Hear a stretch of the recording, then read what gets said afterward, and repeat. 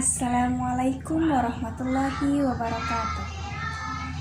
Sampurasun.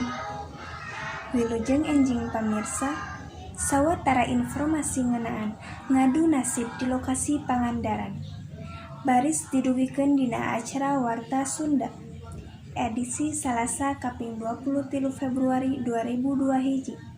Salami 3 menit kapayun, simkuring Alia Rahma anu baris ngadugikeun warta salengkepna.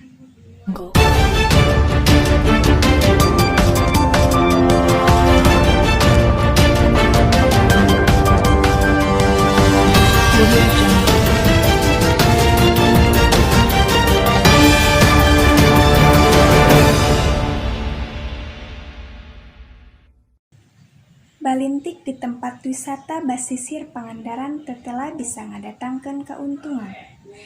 Balantikna oge bisa diandalkeun pikeun ngabayunan kulawargina. Sumbangga nyanggakeun bae wartana.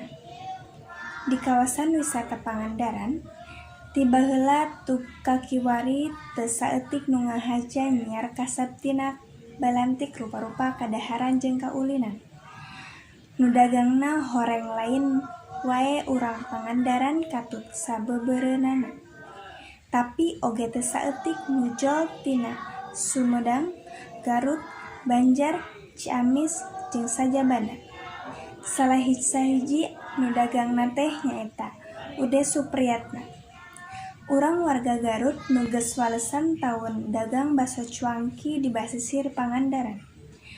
Nurutkeun Ude Ari, kulekeun mah balantik cuangki di basisir Pangandaran teh ngadatangkeun untung anu lumayan gede. Ude oge bisa ngayuan kulawargana tina ladang balantikna teh. Buktina anjeun dina sapoena Ude bisa ngalabati tepi ka 300.000. Nurutkeun Ude jeung padagang sajena, nu dagang di Pangandaran teh boga beungkeutan atawa organisasi eta teh sangkan nu dagangna tartib jeung aya nu ngurus mun pareng aya pasualan.